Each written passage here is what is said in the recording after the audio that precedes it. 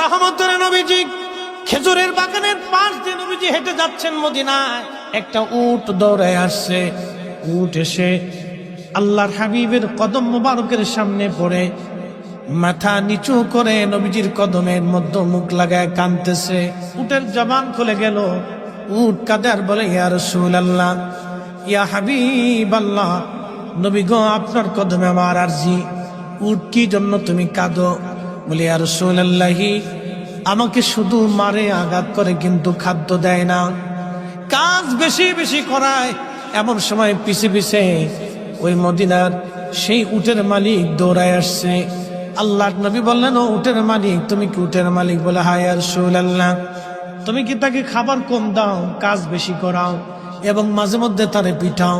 বলে, ইয়া রাসূলুল্লাহ, কি করে আপনি জানলেন? বলে, উট এসে তোমার বিরুদ্ধে আমার কাছে অভিযোগ পেশ করেছে। একবার জোরে বলা যাবে কি আল্লাহু আকবার? বিশ্ববিখ্যাত আল্লাহর একজন ওলি ছিলেন, তার নাম হযরত মালিক ইবনে দিনার আল ইরাকি আল বসরি রাহমাতুল্লাহ আলাইহি। হযরত মালিক ইবনে দিনার তিনি প্রত্যেক বছরে মক্কায় হজ করার জন্য ইরাকের বসরা থেকে আসতেন। এক বছর তিনি হজে আসলেন, হজ শেষ করলেন। হজ শেষ করার পরে আল্লাহর দরবারে দোয়া করলেন, আল্লাহ, আপনি দয়া করে আমাকে জানান কার হজ হলো, কার হজ হলো না। আপনি দয়া করে আমাকে একটু জানান আল্লাহ। উনি দোয়া করলেন, কান্নাকাটি করলেন, আল্লাহ, এত মানুষ হজে আসলো, কিন্তু দোয়া কবুল হলো কি হলো না জানা নাই।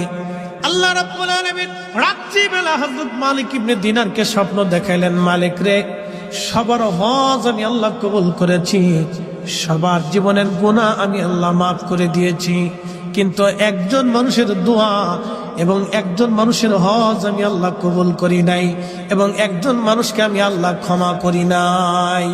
লক্ষ লক্ষ মানুষ আমি মাফ করছি, কিন্তু একজনকে মাফ করি।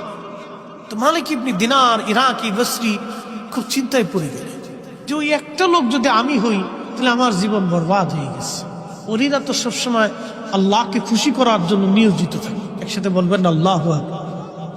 ওলিরা কাকে সন্তুষ্ট করতেন? আল্লাহকে, রসুল। ওলিদের কাজই ছিল আল্লাহ তার রসুলকে খুশি করা। কত পদ্ধতি দিয়ে তারা আল্লাহকে খুশি করে, যত পদ্ধতি ছিল সব পদ্ধতি দিয়ে তারা আল্লাহ এবং তার রসুলকে খুশি করতেন। সবসময় তাদের কাজ ছিল আল্লাহ তার রসুলকে খুশি করা।